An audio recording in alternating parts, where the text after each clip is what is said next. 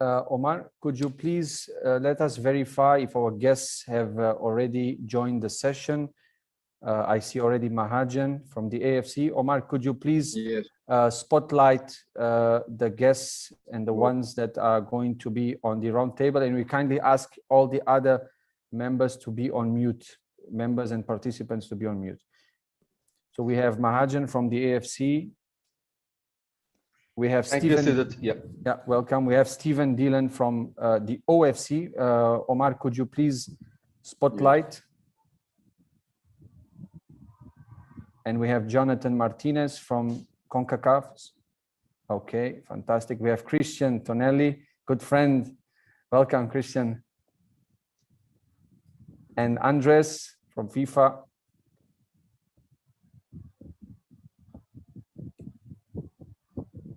And we have Daniele from US.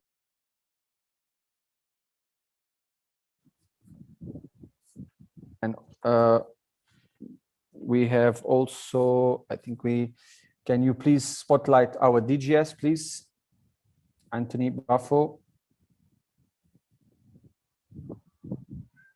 Okay, and myself, appreciate that.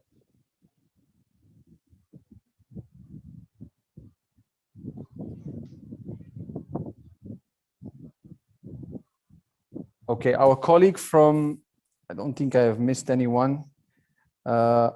Is not sure if Ornella has joined already. She was having communication problem. I just check now. Not yet. Not yet. See that. Okay, thank you, Nico. Our colleague from CONMEBOL, Julio, has excused. He is traveling at this specific time to the Copa America in Brazil. So he texted me, and he was very sad for not being able to join us. I would like to welcome everyone before we kick off with the sessions.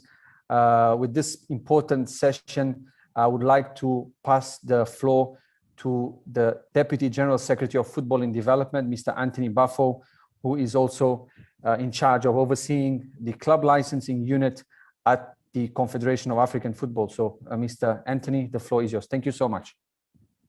Yeah, thank you very much, Sidat, and thanks for all the presentations so far. I really welcome the AFC, CONMEBOL.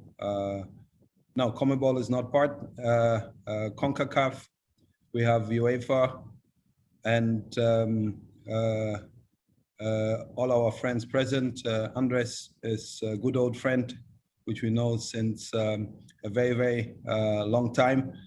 I really welcome all of you, Jonathan, Christian, Stephen, Daniele, Andres, and Mahajan. It's a great pleasure to have you on board. I think it's always fruitful to have these discussions about club licensing. You know, for me, I know club licensing since the 70s. I was born and bred in Germany, and I experienced in the 70s when a club in the Bundesliga was retrograded to the second Bundesliga, not because of infrastructure, not because of financial fair play. It was because they could not document their expenses, you see. And this was very interesting to see. At that time already, I had, you know, it's very good to exchange. It's very good to be always in touch. How do other people do it? I always give the example of Iceland. You see what happened in Iceland, a very small country.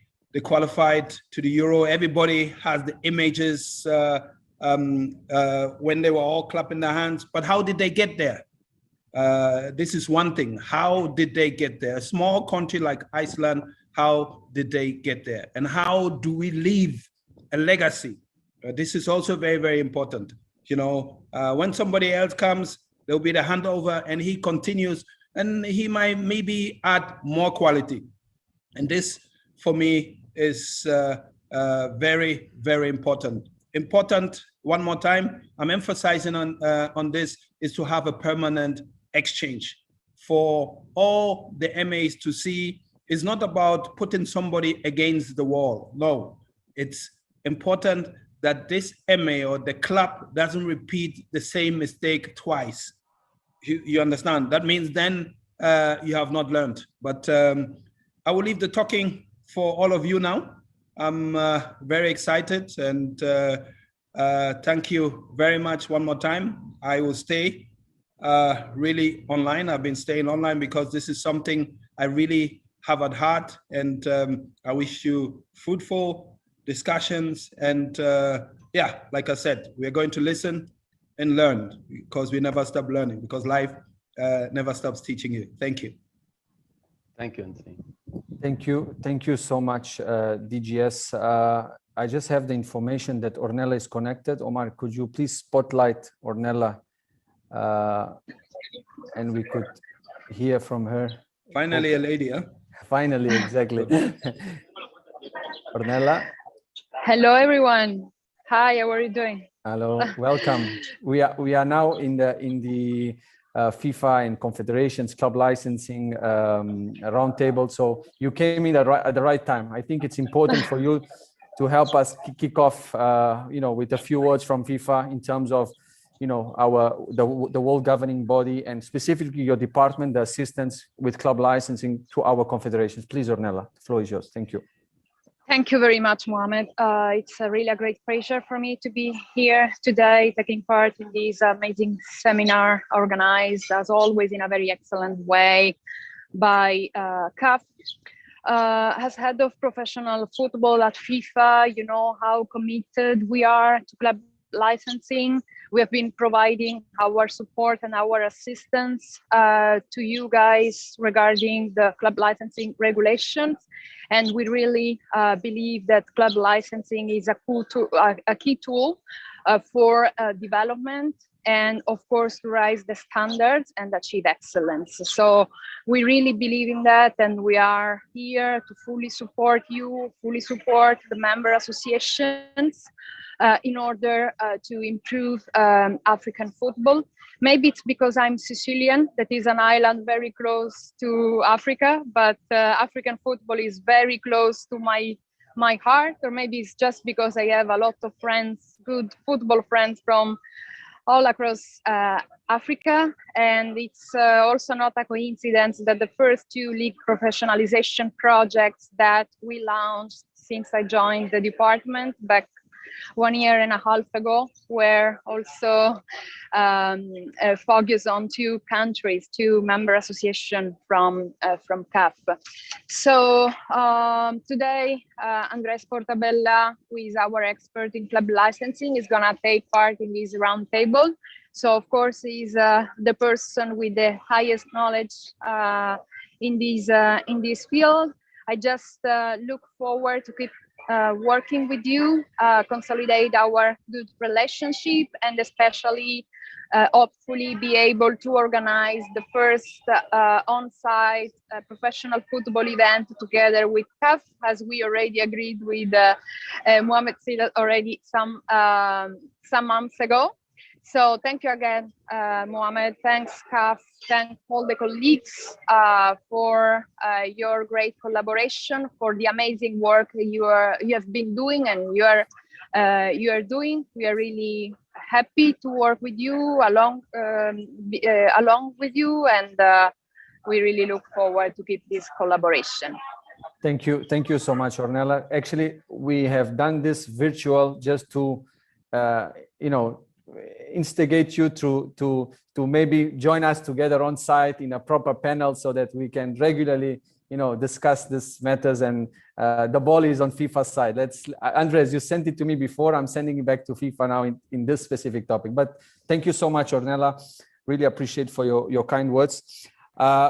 Surely that the time will never be enough for us to discuss this. I think already our presence here, and I really want to thank everyone, Stephen in OFC, it's 1 a.m., in his location, Mahajan, 9 p.m., the guys in CONCACAF, they just woke up, had their coffee I think the luckiest is Daniele, which we share the same time zone. So I really appreciate everyone's time and effort. We will try to cover as much. I think already our presence here is a win for football, is a win, at least personally, and for CAF, it's a win to show to our member associations that club licensing is a global project. Club licensing is not singular. Club licensing is not CAF, is global, and I really appreciate it. I would like really briefly for each one of you to introduce yourself with your names, your organization and the role that you are having in your confederation, and then immediately we can kick off. I would like to call first our colleague from the AFC to start first. Thank you, Cesar. Thank you very much. Hope you can all hear me. Am I audible? Yes, yes. Fantastic. Thank you very much. Yeah, my name is Mahajan. I'm the head of club licensing in AFC. I've been doing this job for the last 12 years now. I was there when we started club licensing in AFC. So I have the good fortune to see the whole growth of club licensing from zero to almost all the member association in AFC.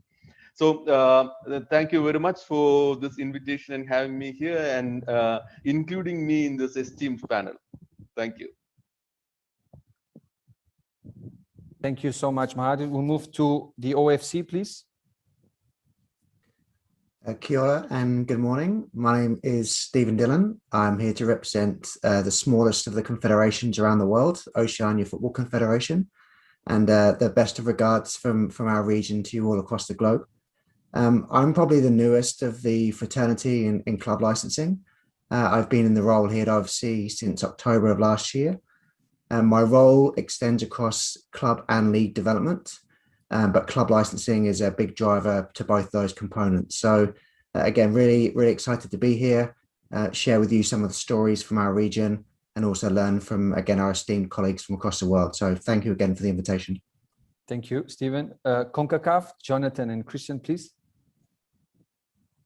Thank you. Thank you, Sadat.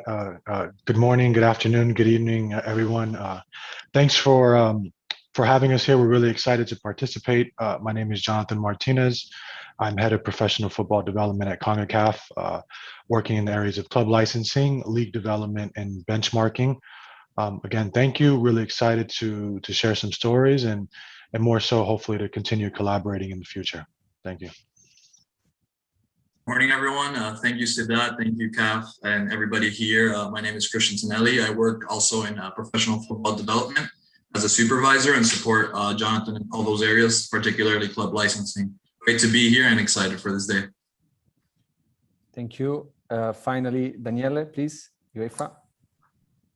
Hi, everybody. My name is Daniele from UEFA. Yesterday was my 11th year at UEFA. Started working on compliance first, doing audit of clubs regarding financial fair play regulation. And now I moved to club licensing. I think it's 3 or 4 years that I'm the club licensing manager at UEFA now. And I'm glad to be here and to share with you various points regarding licensing at UEFA. Okay, thank you so much. Thank you guys for your brief introduction. I think we can, I mean, Andres, I haven't given you the floor. You've been here already. But you could, I think, oh, we have some people joining us on YouTube. Andres, I think it's important for you to introduce also. Forgot that. It's my pleasure, Sidat. Welcome to everyone. My name is Andres Portabella. I'm fortunate to be with FIFA's professional football department and women's football division since 2016. Previously to that, I had the great pleasure of working with Jonathan and Christian in the development division of CONCACAF. So very happy to join this truly global panel. So thank you for organizing, Sidat, and welcome to everyone. Thank you so much, Andres. So basically, we've organized this talk today on 3 main pillars that we found that it's common to all the confederations nowadays. Which the first one is really club licensing around the globe to understand, the evolution and the progress of the system. And the second point, the club licensing online platforms, each one of us, each of the confederation has a specific way on applying or implementing the online platforms. And finally, all of this has to have an outcome in terms of the implementation of club licensing in competitions, not only continental, which is our priority as confederations, but also I believe that it's our role as confederations also to push our member associations to enforce some sort of licensing system in the domestic landscape.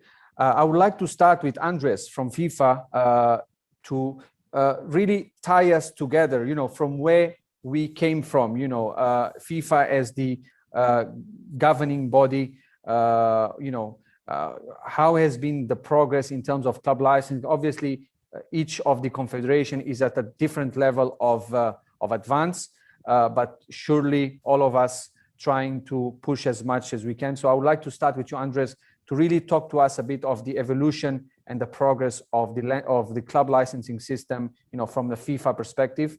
Andres, please, the floor is yours. Thank you. Perfect. Thank you, Sidat. Well, I think you've selected the perfect word for club licensing around the world, which is evolution. This program is a system that has definitely been evolving throughout time. Anthony mentioned perfectly, the system originates in Europe through several member associations that have been implementing club licensing since many, many years, including Germany, Austria, Netherlands, France, a system that started working well for them, that UEFA, of course, Daniele could tell us in much better detail, integrates at the European level in the early 2000s. To where then FIFA sees, this very good system working in Europe, and then in 2007 makes the important decision to create the FIFA club licensing regulations, sending then the message to all 6 confederations to implement club licensing in each one of the regions. So Mahajan, who has been there for 12 years, can tell you the perfect story in regards to how AFC truly immediately adopted that directive from FIFA in 2007 and started to create a very tailor-made project for Asia since 2009, incorporating it into their competitions. So since then, we have created and implemented club licensing in the CONCACAF region, and then at CAF as well, since the 2012 edition of the club licensing regulations. And then the last but not least confederations to implement it at the global level have been CONMEBOL in South America and OFC, which of course, sometimes it's very beneficial to be the last to implement something because you have all of this knowledge that the different confederations had acquired already. So CONMEBOL and OFC, while they were the last ones to implement the system, they definitely had a huge advantage by learning from all the experiences that the other confederations have had in implementing the system. Today, the system is also a reality on the women's football game, which is a fantastic news. In CONMEBOL, they have implemented women's club licensing with their CONMEBOL Women's Libertadores. UEFA as well, as Daniele can tell us, and of course Mahajan as well. Starting this year, they have rolled out the women's club licensing regulations as well. So the best word for club licensing around the world is really that word that you've selected today, the evolution of the system. It's always a system that has to be evolving. Today, you've mentioned in your conference that you have new CAF club licensing regulations for the men's and the women's competitions. So when you see a club licensing system always evolving is when you know you're going in the right direction. Thank you, Andres. I would like to move next to Mahajan. Mahajan, the AFC has made big strides, and I say this with really as a fact, because I mean, throughout the past years since I joined CAF, we've always been very close, even though we are very far apart, but we try to benefit from the expertise that the AFC has, and we participate in your events, and you also likewise. I mean, looking back, what has been the greatest barriers, at the beginning, and still, if you find them, on the ground, what has been the greatest barriers, and currently, what are still the main challenges in terms of criteria compliance, in terms of respecting the club licensing system in your landscape?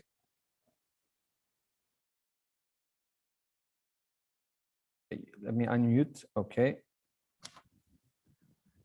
Can you hear me? Great, Margin. Yeah. Thank you, Siddharth, for that fantastic question. When we started club licensing, I think the groundwork or the preparations started it from 2010 onwards. The actual club licensing cycle was in 2012. So in 2010, when we started working on the club licensing regulations, which was the ones supplied to us by FIFA, the huge club licensing requirements, we were not at all confident.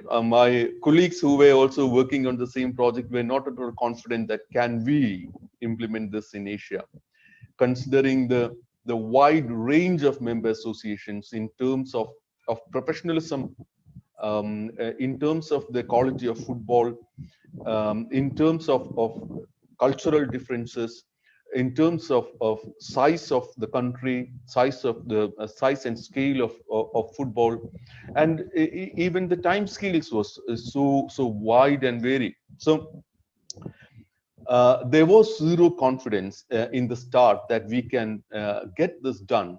And moving forward, we realized that this is a quality compliance program, that we are trying to measure a professionalism of an organization, in this case a football club. And so the question came, do we have anything to measure in the first place? Because in some of the member associations, the level of professionalism was not there. And this question often comes to me, which is the most important criteria in club licensing? So I often say it's the legal entity, registration of a football club. Unless you have a football club registered, there is no way you can pinpoint all these matters to that football club, all the different criteria. So, and when we started, they were not, in fact, most of the clubs in many of the countries were not registered as legal entities. Of course, there were football clubs, there was a brand name, huge football clubs existing, but there was not a registration in their name. And so that was the first challenge. And the second most important thing for me as a criteria is the audited financial statement. And that also, the football clubs never had the culture of auditing themselves, because they were on a hand-to-mouth existence basis. So there wasn't much resources, in fact, in the first place to audit themselves. And gradually, we made it the different stakeholders of professional football in various countries to believe this is the only way available for us to, and this is the only way for progress. And now looking back, all the trials and tribulations, there were different problems in different countries. So we can't have a straitjacket approach to all the member associations. We have to do an analysis of what is the status of this of the country as regards to professionalism of the football clubs. In some countries, there were no professional clubs, in fact. So we need to, and thankfully, one good thing that we did looking back is that we came up with two different levels of club licensing system, rather than having this the implementing the first FIFA club licensing regulations as such. We adapted that with a few variations and implemented that for our top club Champions League one, the top club competition in Asia, which was the AFC Champions League. And we went ahead with that for 3-4 years and made sure that the system was stable. And then we came up with a second level of club licensing with much less requirements, in fact, less than half of the Champions League one, and made it comfortable to the lower or less professional member associations, and started with that. And now we can see that all the member associations have a stable club licensing system in place, and most of them are improving on their requirements for the clubs every year. and eventually, I hope even the lower professional countries and clubs will make it to the highest levels sooner or later. No, thank you, Mahajan. Thank you. You've mentioned quite a few important points. In terms of similarities, I would push the matter of registration of clubs, which is a big issue still in our context, in the African context. And we have here the general secretaries, the club licensing managers and technical directors. I'm sure they will agree that clubs at regional level, provincial level, they still play really amateur football. They don't really register. And then how can you enforce club licensing on this? It's difficult. And so that one thing I can claim here is that this is one requirement that we have never given an exception to in Asia. Not one country, not one club. We said this is a fundamental thing that you will have to register your football clubs as a first step. Otherwise, there is no way a club can be granted a license, because the club licensing regulations states that only a football club, which is a registered legal entity, can apply for a license. So there is no way we are going to grant an exception to that requirement, and never in our history had we granted an exception to that. Okay, no, that is how important it is. Yeah. I would like to still stress on this specific point, and hear from our colleague from UEFA, which we have to be very open. UEFA is in a very different level from the other confederations, also considering that the time that they have had since club licensing came up. And just to in brief to understand, today UEFA is talking about financial fair play already. Club licensing for UEFA today is not an issue. I assume so. Daniele, you can correct me if I'm wrong. We are still dealing with club licensing matters, with aspects related to clubs complying with registration, with financial documents, with legal entity, with having a proper coach, which I think UEFA has left that behind a few years back. What was what for UEFA? What has been the main aspect in terms of full club licensing compliance? It was a very long trip to that. Of course, it started even before I arrived at UEFA. And we started with a kind of assistance process. We didn't have strict regulation from the beginning. We had some manual that were assisting the association to implement the criteria. It was more a guidance, which was explaining every single criteria, how to implement them. And then from 2008, we started with a set of regulation, which were containing articles. And we moved from a more legalistic point of view of regulation, which were more robust. The idea was to have all the various areas to be more strict and to have those regulations strongly implemented. From the point of view of registration, it was a challenge that we are continuously fighting against, because we have a lot of clubs which are, of course, legal entities which are registered, but they are changing a lot. When we introduced financial fair play, the key role of financial fair play was to identify all the entities which were connected with the license applicant. So we started implementing the reporting perimeter of clubs. We asked all the clubs to disclose the reporting perimeter, and up to the ultimate controlling party of the clubs, to understand the legal structure of all the football clubs. As you can imagine, in Europe, we have very various type of structure. We go from very simple association, which have all the clubs, all the football teams managed within the association, from youth to the professional team. And then we have very complex structure with holding, with one legal entity which is managing the professional team, one legal entity managing the youth, another legal entity for all the travel and services for the football clubs, etc., etc. So that was one of our main challenge in the past few years around the registration of our license applicant, to understand how they were structured, to understand who was the ultimate controlling party, and to have a clear idea about all those clubs, how they were working on a daily basis. Thank you, Daniele, for this important points. I think all of this, what you have said, you and Mahajan, also has to come and tie to the role of nowadays, the role and importance of the club licensing manager of the federation. I mean, the success of the system, this is my personal opinion, has to, or is parallel to the role that the club licensing manager of the federation, the role that he plays, because he's the driver in the federation. He has, the executive committee of the federation and CAF and UEFA and the confederations will approve will cascade and approve the regulations.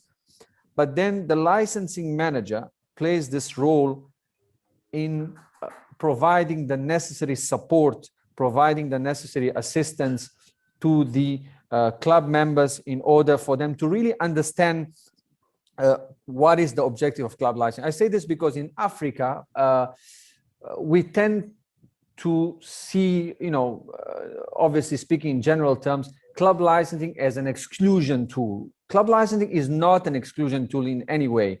Club licensing is an inclusion tool. We want to be better organized. We want to be better structured. We want to have clubs that can compete in the same level. So this is the role of the club licensing manager. I would like to call our colleagues from the CONCACAF to elaborate a bit on how you use the club licensing managers for the advantage of the system, and how close, what are the initiatives that you have usually with the club licensing managers of your member associations in terms of ensuring that they are on top of their game, in terms of communication, in terms of the procedures, in terms of explaining the different requirements and criteria of club licensing in your football landscape. Thank you. Thank you, Sidat. So, I mean, when we first, started the implementation, I have to give Andres a lot of credit for this. When he was back with CONCACAF as a club licensing manager, we took the initiative to visit every member association on the ground, sit with them, explain to them the entire club licensing core process. This is, answer any questions one-on-one, help them with draft regulations, help them putting together their first instance bodies, their appeals bodies, explaining to them that, club licensing was more of a development tool at that point than a regulatory tool, to let them know that this is a way that they can develop their clubs on the ground. There's incentives for the clubs to participate in the process. We met with presidents and with general secretaries on the ground, letting them know kind of what a job description would look like for a club licensing manager. You need somebody who's tech savvy, who understands, who's very organized, who understands, not only the sporting aspect of the game, but as we all know, there's a heavy administrative component to club licensing. So these are some things that we spent a lot of time on. Probably the first few years, educating the clubs on the ground, educating the member associations. So what we did, we would set up 2 to 3 day visits in every member association. We'd have an internal meeting with executive committee, with the president, with the general secretary, with the club licensing manager, explaining to them the process. And the second day, we would bring all the clubs together and we would answer all the questions that the clubs had, let them know that, again, and I think, Sadat, your point was, it's not an exclusion tool. We want to bring in more clubs. We want to develop more clubs in the process, and let them know, kind of ease that initial fear of club licensing, and let them know that, this is a way forward to develop football. And, on a, pre-COVID and all of these things, but, we would schedule yearly conferences where we could do what we're doing here, exchanging best practices on the ground. I think is very, very important to keep those open lines of communication, and let MAs hear from other MAs, I think is another important tool for us. It's really, really helped, grow the programming. Christian, maybe you would like to add something? If I could add a bit, I mean, just to mention, post that, since the COVID started, we've continued to stay in communication with a lot of our member associations with tools like this, Zoom, Microsoft Teams. We've developed a lot of surveys to see the situations. I think what you mentioned is very important. The club licensing managers are really the strategic head behind this whole development tool. It's hard as a confederation to really know deep down like the realities of every single federation. We try to understand it as best as possible, but we really need them to help us develop those regulations internally by maybe increasing the requirements on certain levels, maybe number of youth teams, the level of coaching. So we really rely on them to kind of also help us understand how to help them develop and keep advancing every year, right? Thank you. Thank you so much. Stephen, I would like to bring you in. Obviously, Andres gave us a bit of information in terms of Oceania, but we never have the opportunity. We never had the opportunity to discuss, and it's really a pleasure to meet you, to meet you. Hopefully, we can, in person in the coming years, because we've already gave FIFA some homework to join us together, so we can discuss on these matters. But Stephen, wanted to hear from you in terms of OFC. Yeah, maybe we can say that OFC is still in the development process. Would you accept that in terms of club licensing, and where are you now? And in terms of implementation of club licensing as a system in your member associations, obviously you are as you mentioned in the beginning, the smallest of the confederations. But still, you might find your own challenges, your own barriers. So we would like to hear from your reality. What are the issues, and what have you planned in terms of confederation, to push the system, step by step into your member associations? Excellent, thank you, and yeah, delighted to be able to share, I guess, our story. And context is everything. And as Andres mentioned at the beginning, evolution is probably a very key word for us at this stage. It's fair to say that OFC are certainly prioritizing club licensing, that with the appointment of the clubs and leagues officer and an extended focus in club development across our region. In terms of context, and for those that are listening, there is no amateur football in the Oceania region. We have one professional team who are the Wellington Phoenix, who actually play in the Australian A-League.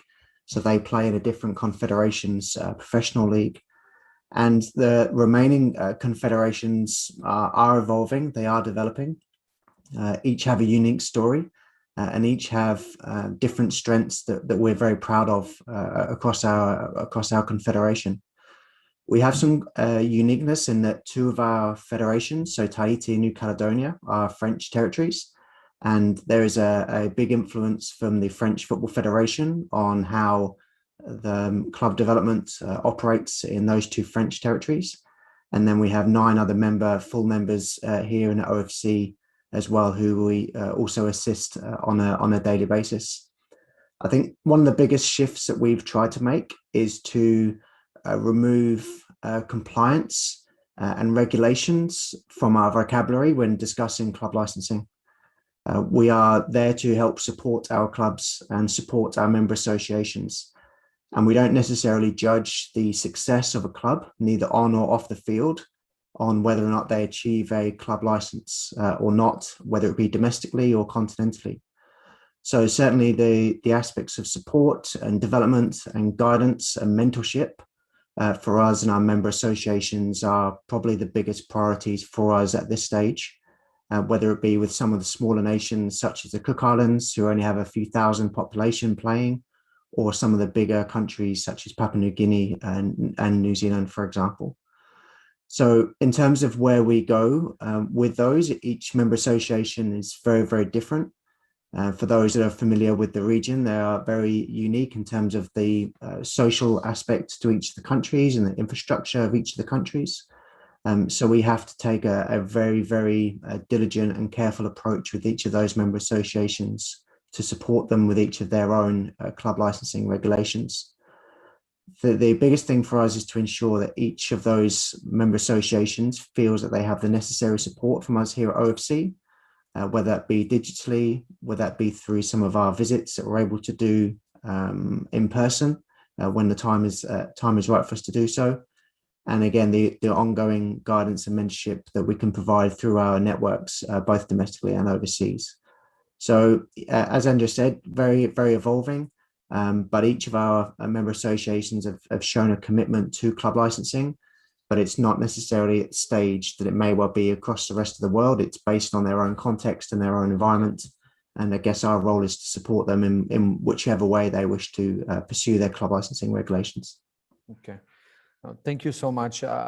It's important for us to also understand, as I was saying in the beginning when I was addressing the question, to understand the different contexts. I mean, the main pillar of the topics is club licensing around the globe is to show really that MAs can progress in different paces. I mean, we are not here with the hammer with a one size fit all. As Mahajan said, there is no one size fit all club licensing system for confederation or for the member association. So good to hear from your side that your member associations, they also go at different pace, and this is what we are at CAF trying to enforce, that there shouldn't be a copy paste of the CAF club licensing regulations. We don't recommend that in any of our regulations. I would like to re-stress this, or stress it again, that member associations must define their own criteria and requirements for participation in the domestic competitions.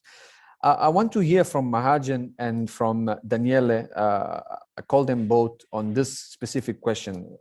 Look, from the African experience, we tend to see club licensing first as an infrastructure compliance tool. Then we look at the other aspects, financial, legal. For us, it's first infrastructure. I know that it's different from you. That is why specifically I targeted both of you, because I would like you, obviously in brief, to show and to transmit to us that club licensing is a 360 tool. It's not just an infrastructure tool. It's not only about having the right stadium for clubs or for member associations. It's more than that. So Mahajan, please, you could start, and Daniele, the floor is open. You could also join.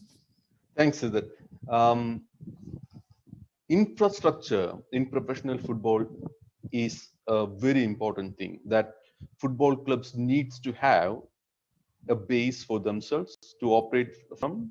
First thing, they need to have a proper stadium which caters to the convenience of not only the players but also the supporters of the football club, which are also one of the major stakeholders. So there is no doubt in my mind that infrastructure is of course a major component of professional football. But in my mind, club licensing is not that much about infrastructure. Or to me, infrastructure part is one aspect of club licensing, but not at all the most important aspect of club licensing. From a purely theoretical point of view, we can see that the requirements in club licensing are about good governance of professional football or a professional club. Let's say, what are the requirements that you need to have in place for a well-managed football club? And that is a comprehensive set of requirements, which covers from the infrastructure part to the youth development part, which is where the talent or the raw material for their production is being done. And also they need to have proper management people, including the general managers, finance officers, which are the managers of the whole aspect of an industry. If we say professional football or a club as an industrial unit or a business unit, so we need to have proper managers for that business, right? And then comes the financial management, that we need to make sure that all the workers, which let's say the players, in our case in professional football, are paid on time, which is a basic requirement in any business, right? So that is another aspect. And also we need to know how much we have, how much of the resources are there, and what are we trying to spend it on. And also we need to know the historical numbers, that what was the money being spent and what are the impacts on that. So to me, these requirements are more or less very similarly important, but not that any one of this, especially infrastructure, is the most important. And I know in the current situation, many of the African member associations might want themselves to focus more on the infrastructure side, because that is the most apparently lacking. So there might be an argument in some of the member associations that this is the first thing that we have to fix. But I would say that is not my view. I have to say all the requirements are more or less important in club license to have a comprehensive development of professional football in any member association. Thanks. Thank you. Daniela, please. Yeah, I join Mahajan with most of his comment, definitely. The thing with infrastructure is that it might be one of the criteria where it's the most difficult to change from one day to another. If your stadium is old, to bring some improvement is not that easy. If you are missing a financial manager, you go on the market, you can hire someone. I mean, to fulfill most of the criteria, you can do it quite quickly, while for infrastructure, it's much more complicated. At UEFA, what we are asking is that the clubs are sure to have some stadium which are available and are meeting the criteria to play in our competition. It might not be the local stadium, but we want them to have a stadium available. What we did in 2018, we introduced for the first time criteria for training facilities. So it's the only article in our regulation where we leave it free to the licensing manager to determine what are the criteria they would like their club to meet in terms of training facilities. For example, if you are a country in the south of Europe, you might not need to have indoor facilities, while for Iceland, it might be crucial to have indoor facilities. So for this criteria, we left it open to the licensing manager to settle their own regulation on that point. But infrastructure are crucial for security. They are crucial to ensure that the experience of the spectator, when they will go to the game, they will have a good experience. And as well for television quality, when you are broadcasting the game, then you need to ensure that the stadium are fulfilling some of the competition criteria in order to ensure that the product on television will be on a certain level. Mm-hmm. But of course, all the other criteria, starting from sporting, youth development, legal, in order to ensure that the legal framework of the competition and licensing are ensured, personal administrative, they are all very important. And financial is the key in order to have clubs which are sustainable, and its management is definitely the crucial point. And that's where the club face most of the difficulty, and most of the license are refused because of financial criteria. So to classify them and to rank them will not be fair, because they are, of course, all the criteria are crucial. But if you don't have a very good basis in terms of administration and finance, it will be difficult to develop the other criteria, of course. I think both of you said it very well, and I pick up from your words. Good its club licensing system is it focuses on good governance. Mahajan said this and encompasses all of this, all the criteria that we've mentioned, and as he said, comprehensive development tool. I think this is something that we as CAF, as the member associations, we need to take this into consideration, that club licensing is more than just stadiums. Club licensing is about improving, starting from our landscape, so from the domestic competitions, and then obviously it can also have an effect in the continental competitions. Moving to our second pillar of the day, which is in relation to the online platforms. I would like to bring our colleagues from the CONCACAF, which I thank you very much in this specific topic, because myself and Christian, while we were developing our online platform, actually we even share the same developer with the same provider on the platform. I believe OFC too, but just on the competition management system. I would like to hear from Christian and from Jonathan, obviously, club, in terms of systems, there are many ways that we can go with. We can develop it internally, as the AFC has done. we can leave, I think, leave it to the member associations to have it themselves, like UEFA, or you can have the approach that CONCACAF and CAF have had, which is to develop a tool also with an external provider, which then is cascaded to the member association. So I would like to hear from you, the style that you have chose, how is it working for you? And in terms of the implementation and enforcement of this platform, how did it change the game in CONCACAF? This is very important for you to leave to the panel and to the participants here. What change has brought, because CAF will come to this in a very short time, where we will have the online platform. So I would like to hear from you guys. Sure, thank you, Sidat. Yeah, so in the beginning we did a tendering process, just like most if not all of you went through ahead with a set budget, and the companies presented their programs, their platforms. We really looked for one that could really tie everything together, all ranging from our internal competitions to the management of clubs within all of our member associations, right? A lot of this year has been training a lot of the federations in how to use this, since we just launched it last year. So a lot of these Zoom meetings, Teams meetings has been training the member associations, the clubs on how to really use it, how to set up the platform, how to create the applications in themselves within it so that they can access it, fill in their information, upload their documents. And it's been a lengthy process, obviously, but we see the benefits because having all the documents uploaded in a virtual platform is really going to facilitate it down the road.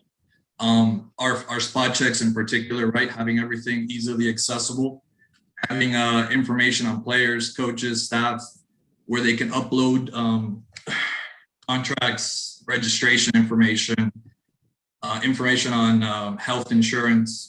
All of that having on a virtual platform is really going to make it easier for us to manage and to make sure that all the clubs are abiding by the requirements. Jonathan, you want to jump in on any of the? Yeah, so great points. I think additionally, as the club environment can be very, very fluid with different personnel changing a lot of times, having that online platform with historical information is very beneficial year after year, right? And especially at the confederation level, where you're able to have access to all of the documents, from the comfort of your office, right? To be able to begin doing an initial revision of financials or ensuring that there's proper contracts uploaded, all the player registration, club registration, all of those things that in the past you would have to go in and physically do a check and verify documentation. This really is going to start streamlining the processes on the ground, not only for at the confederation level, but it's a great tool for the clubs, especially in our region. We have a lot of amateur or club or smaller clubs that this tool helps raise the level of their professionalism. They're able to have their own personalized platform where they can have all of their player and club information. So this is going to be a great tool going forward. But I think as Chris mentioned right now, there's a big learning curve for the platform. So I think, Sadat, to your earlier question about what type of club licensing managers need to be on the ground, there needs to be somebody who's very tech savvy, very comfortable using the computer, because there's going to be a big education component that starts from the confederation level going down to the club licensing managers, and then ultimately to the clubs, educating them on the ground.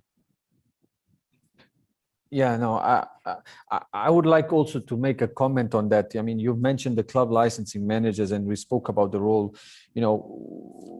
We as CAF also, our first concern, obviously, we can roll out the system, but we need club licensing managers who will be able to manage the system, because it's not CAF who's going to manage the day-to-day of the system. It's going to be every member association's club licensing manager who will be, let's say, the administrator of the system in their own, association.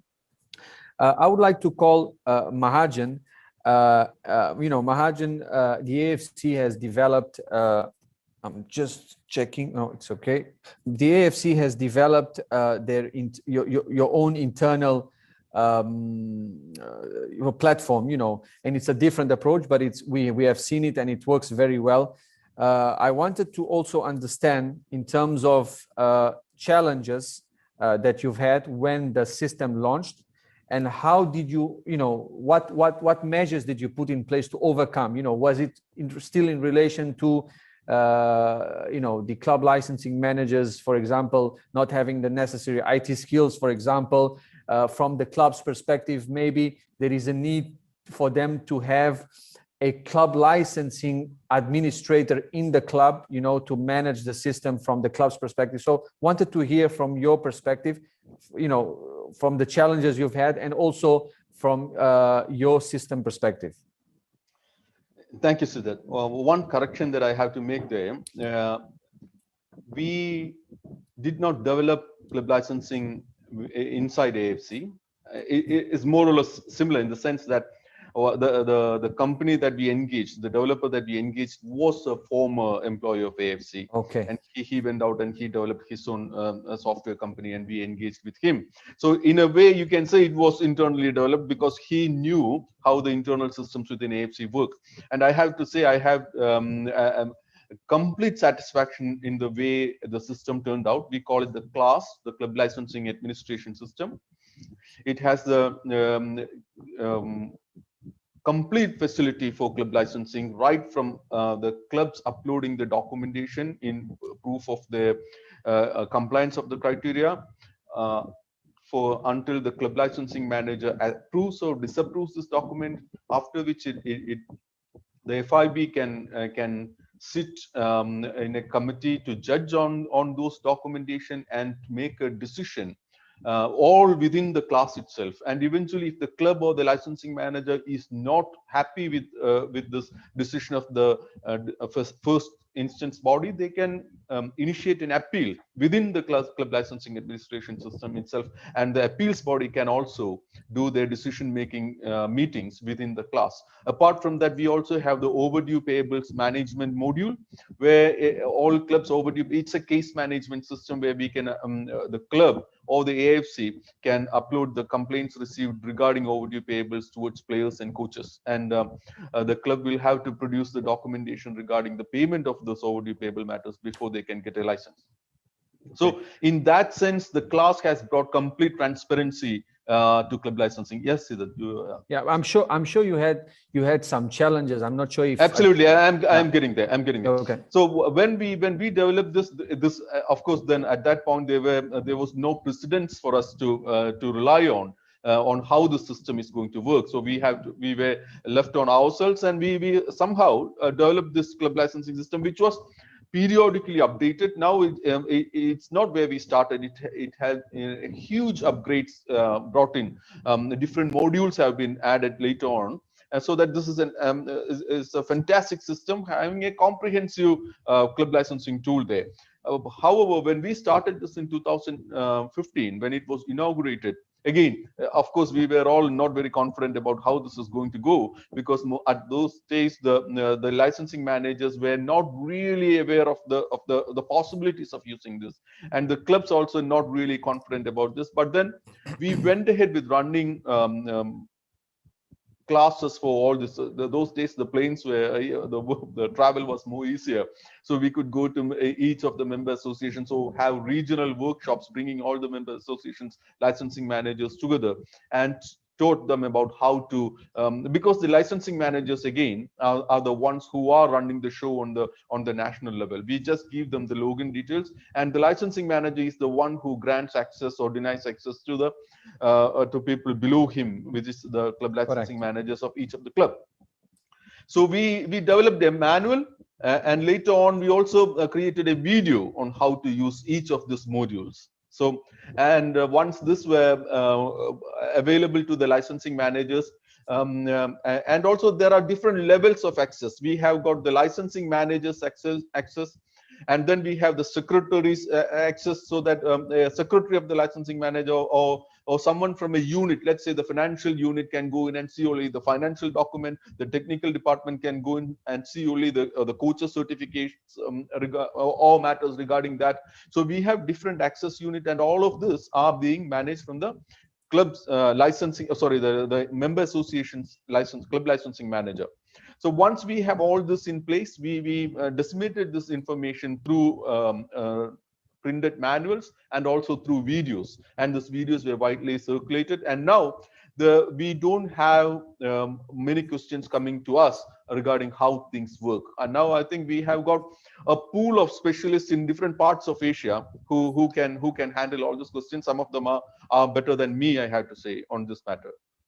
Okay, interesting. So you have some experts even specifically for class. For class, yeah. People have developed by themselves. They used it and learned by themselves, and now they know. Yeah. So it gives us an approach that besides CAF having the club licensing instructors, stadium inspectors, maybe we have to look in the future on having the club. We call it club, not Jurgen Klopp, but club with the C. The club, instructors, All right. No, thank you. Daniele, UEFA has a different approach, correct me if I'm wrong. I mean, UEFA leaves it to the member associations themselves to develop their own systems, but obviously UEFA is very strong in the compliance check part, in the spot check audits, in the financial fair play. It's not that UEFA does not have any sort of system. Let us not wrong the guests and the participants here. It's also because several of the member associations of UEFA, they take the initiatives by themselves to develop and to engage, the providers of the system. But I wanted to hear from your side a bit on your reality in terms of club licensing platforms. You're absolutely correct, and I think we are behind you on this one. Mm-hmm. We decided to have our own system for compliance and also for national association to communicate to us their licensing decision. But when it comes to the analysis of the documentation, which is sent by the club to ensure that they are compliant with licensing criteria, we apply what we call the subsidiarity principle. So it's our national association who will decide about granting or not the license. They will communicate this information to us. And then from our side, we will run some spot checks, some compliance audit to ensure that when they granted the license, they applied the system correctly. It's easier for us in terms of languages because from the 55 association, we have many various languages. So to translate our tool in every single of them, we thought it would have been complicated. And as well, we have minimum standards, which are the same for the 55 association. So we are encouraging all the association to develop domestic criteria, to tailor the system as it suits the most to their reality. And that's why as well, to have one tool with only the UEFA criteria, it might not be that helpful for licensor to use it for the assessment of domestic and the UEFA license. So that's why we did not adopt the same system as you guys have adopted. And yes, that are the different reasons. Okay. But I don't think there is a better solution than the others. It really depends on your reality and what you try to achieve at the moment. Correct. I think we have a few minutes left, around 5-10 minutes left. So moving into the last pillar of the day, which is implementation of club licensing competition, I would like to call in Stephen from the OFC. Following his initial introduction, what type of support the OFC, specific support the OFC today, is providing the clubs, to develop in the region, taking into context whatever you said, that you have smaller size MAs and different types of league landscape. What are the specific actions that the OFC is taking into providing assistance for club development in general? Excellent, thank you. And I think certainly this is where our size is an advantage, and we can be very nimble in terms of changes that we can make to programs in probably a shorter period of time than maybe some of our colleagues from the rest of the world. So in terms of changes and actions and things that we can implement, we're fortunate that we can do those on a say a quite a small scale very, very quickly. One of the main things that we are doing in order to support club licensing is to establish an education and development program around club development. So many of you will be familiar with coach education programs and referee development programs and similar. So we've taken that approach and we're developing a number of club development-based modules that actually align to each of the club licensing pillars.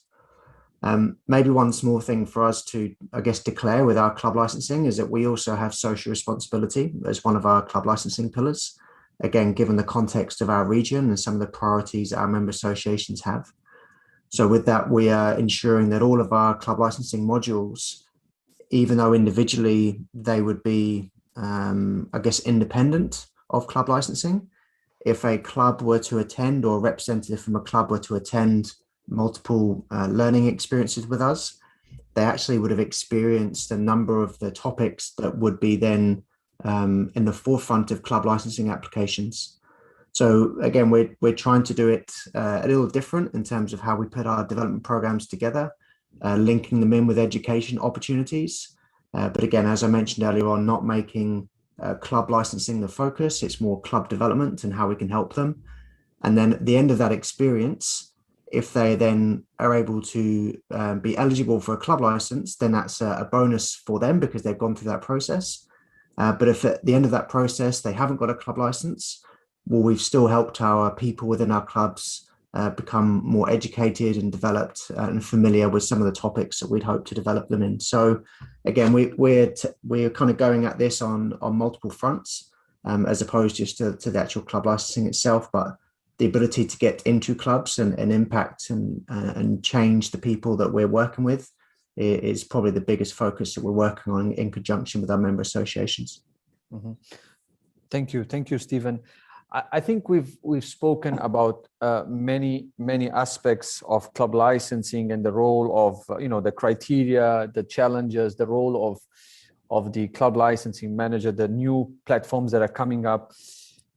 But all of this, the result that we look to is to improve continental and domestic competition. So I want to wrap up the session, the talk today with a question, with a general question that I would like to go through the different colleagues here to understand how and what is the level of implementation of club licensing in terms of continental competitions, but mainly my main focus would be definitely in terms of domestic competitions, because I think this is a key point. I say this because we had a session just before this where we approved where we went through the new regulations of CAF, and we mentioned that CAF has now established minimum mandatory criteria and requirements for implementation at every one of the 54 member associations of CAF. Daniele, we've had some talks about this. Mahajan, we've had several sessions in which we discussed and we revised the regulations together. We've taken this step because we felt that the member associations were not following the pace of CAF in terms of compliance in terms of implementing club licensing at domestic level. So we felt that there was a need from the CAF mother regulations for us to, push the federations to implement some minimum mandatory requirements. So, for example, if we have 40 requirements for the continental competitions, we have selected across the 5 main pillars, we have selected around 10, which we call them very basic requirements, having the registration, statutes, coaches, infrastructure, very basic. And we have said that these are minimum mandatory requirements for the league in Somalia, top tier minimum men's competitions, not women's. Women's, we have left it fully for the member association. We have said that the league in Somalia, the league in Djibouti, the league in Egypt, in South Africa,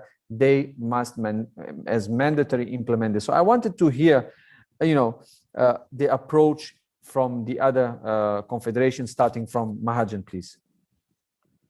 Yeah, so as I mentioned earlier, when we started, we just started with the top level of club licensing. Those days it had 49 requirements in total, of which 32 were mandatory requirements, which are considered to be a requirement. If it was not complied, there is no license. So these 49 requirements were to be complied by clubs which had to participate in the AFC Champions League. So, and those days we don't see more than like 16 or maximum 20 member associations attempting to go with that.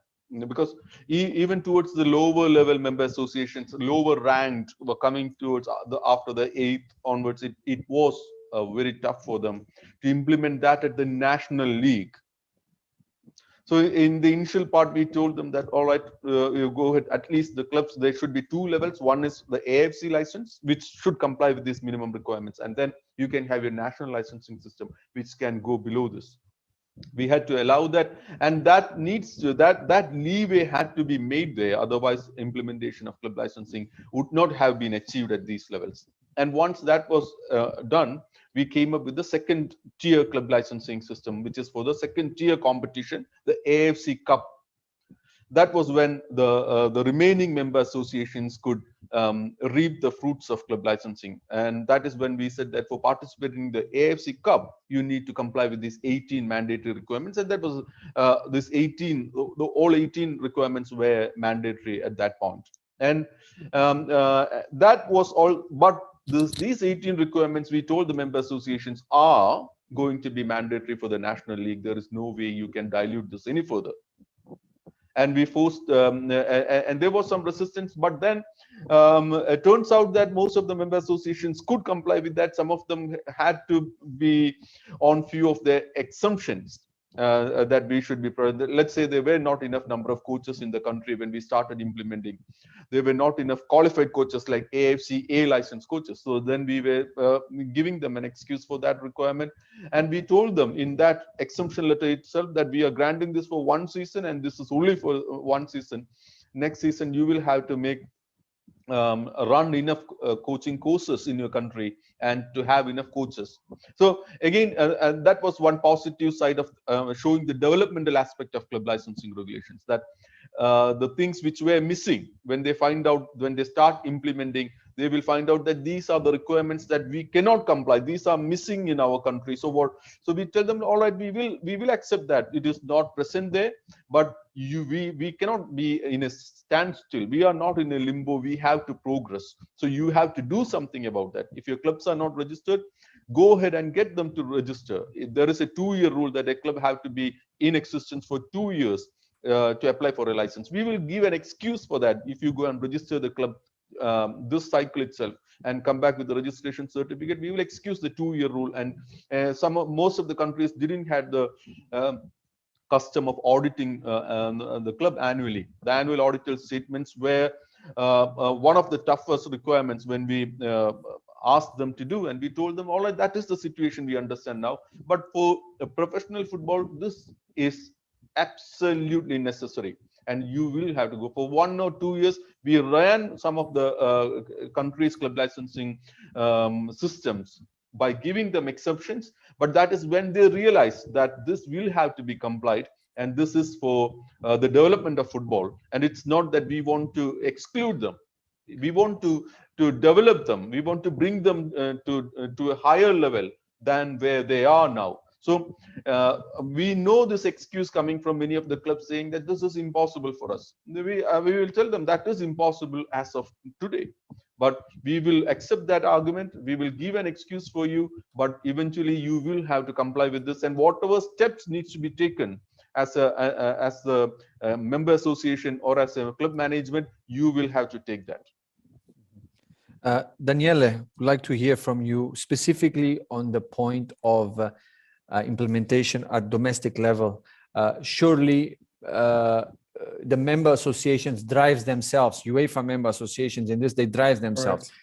And it's important for you to share this with us, because we have the member associations here today. I want them to have we want them to have a full understanding that club licensing starts from them, from the implementation at domestic level. So it's easy then for clubs then to comply with the continental requirements. We spoke earlier about the role of the licensing manager, how important it is to have a competent licensing manager to implement the system. But we need as well to have top management. If the top management of the association is not 200% supportive of the licensing project, then it will be complicated when the association will have to take some decision, when the association will be, the licensing manager will be likely to travel to meet the association, the clubs, in order for them to develop and to ensure that they will adopt the system. That's the first thing. You need the full support of top management. Then, of course, you need licensing manager to be competent and willing to put as much effort as possible in order to develop the system. And of course, you need clubs to understand that licensing will bring some results. Of course, at the beginning, it's a burden. You might have to hire some additional people. It has a cost. You might have to implement some elements that, as I said, will be costly for the clubs. But step by step, you will see that the fruit that those initiatives will bring will be helpful to improve your football. In the past years, we had a club from Luxembourg. Luxembourg is a country with less than 1 million people. They managed to qualify, I think, twice out of the last 3 seasons and compete to the group stage of Europa League to play against teams like Sevilla or AC Milan. Well, I'm talking about one club in Luxembourg. So this kind of achievement, if you don't have a strong national association, which is helping you to develop your domestic system, which will create this improvement of the club's level, without the full supportive top management, it will be impossible. Anthony mentioned earlier the success of Iceland that managed to qualify to important competition. I would not say mainly thanks to licensing, but also thanks to licensing as a vehicle to implement some of the initiatives that they wanted to, like the development of the infrastructure, like the competencies of the coaches to ensure that the kids, when they will go to play football, it will not be the dentist or the postman who will give the trainings. It will be someone with a coaching diploma who will be competent and will teach football correctly to the kids. And it took 1 generation of kids to see the result. That's why you need patience before to see the fruit.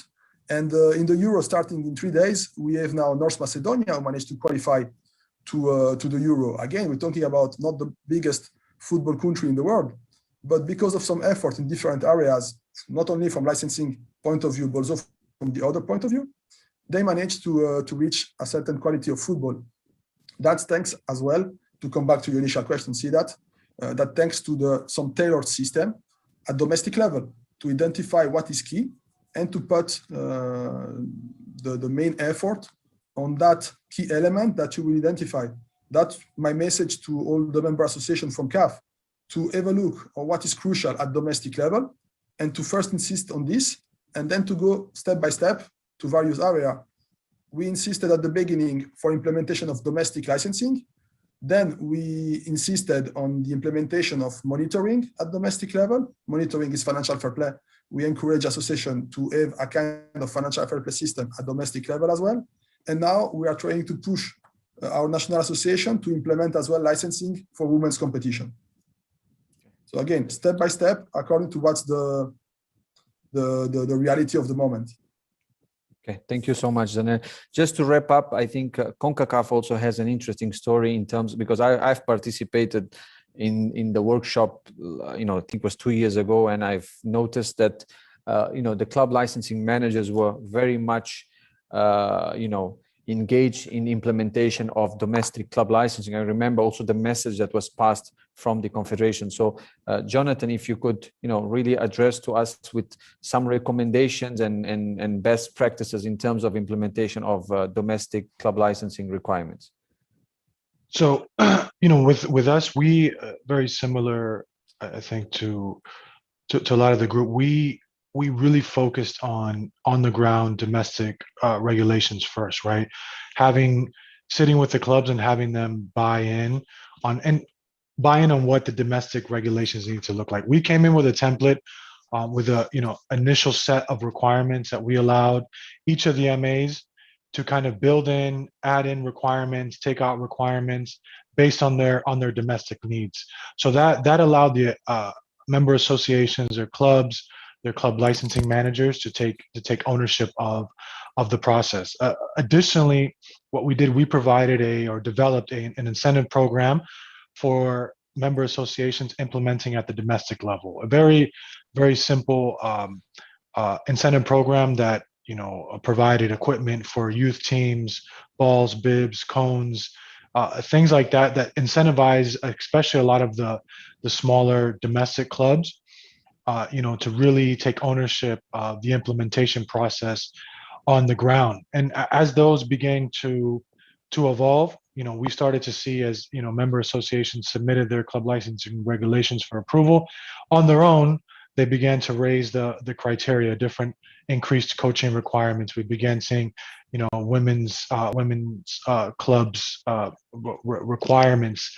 We began seeing social responsibility requirements into domestic regulations.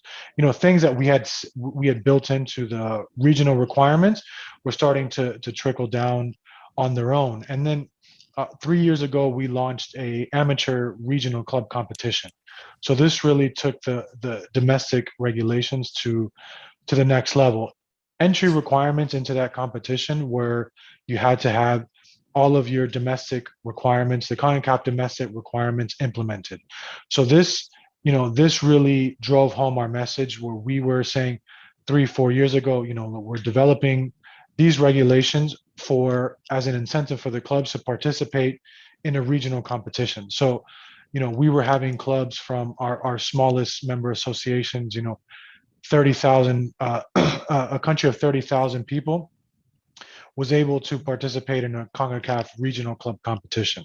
So with the hopes that if they, continued to meet, or if they were meeting increased regional requirements, that they can progress through the competition from the CONCACAF Shield to the regional championship to the CONCACAF League, and with the dream of participating in the CONCACAF Champions League. So these are some ways that the regulations have progressed on the domestic level, but it all started with, on the ground, the MAs taking ownership of the development of the regulations on the ground. I think was the first step, and that, and the second step was having the clubs, be part of development of the regulations. Thank you so much. I've been getting some messages from my colleagues. We are already over time, but it's not our fault. It's just the way things are. We could even stay here, but we managed to cover all the 3 pillars, the main topics. I would like, before thanking you, to wrap up. I think the big takeaways is that club licensing is not a one-size-fits-all project. It's something that the confederations, the member associations, they need to really adapt to their own local reality.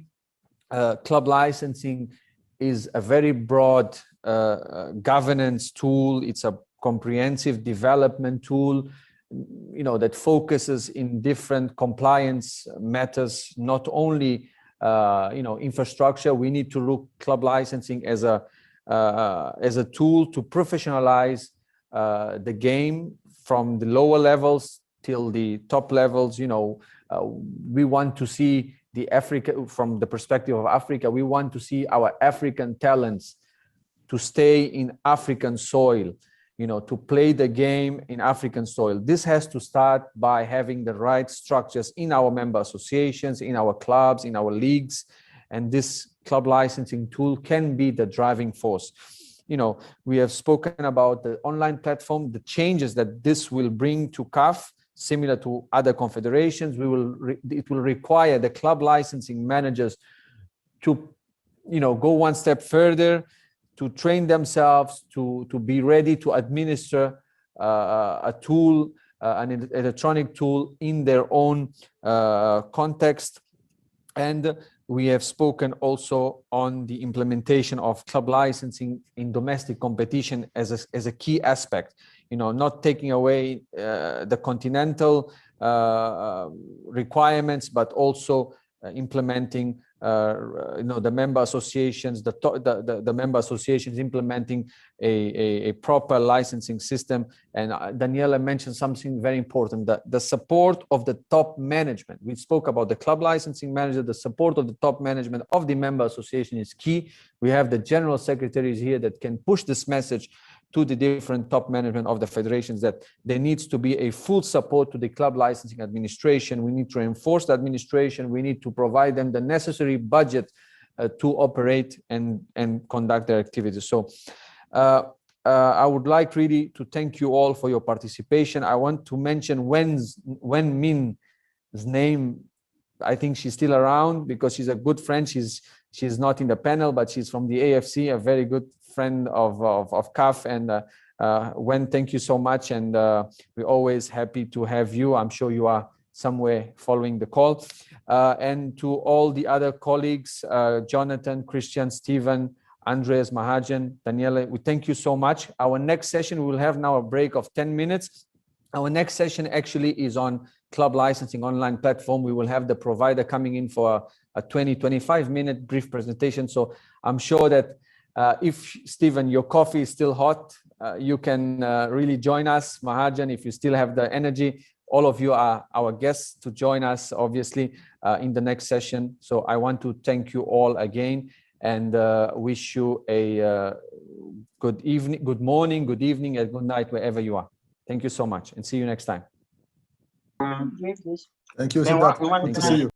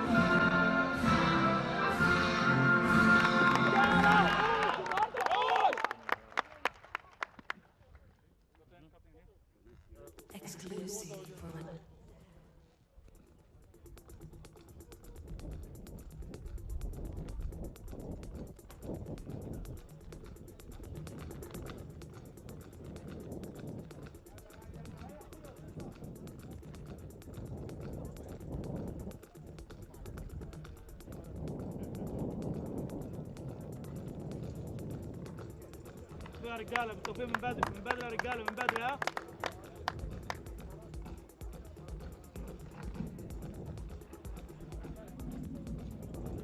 يا قيوم اعوذ بالله من الشيطان الرجيم بسم الله الرحمن الرحيم الحمد لله رب العالمين الرحمن الرحيم مالك يوم الدين اياك نعبد واياك نستعين اهدنا الصراط المستقيم صراط الذين انعمت عليهم غير المغضوب عليهم ولا الضالين امين. بسم الله بسم الله بسم الله الله اكبر.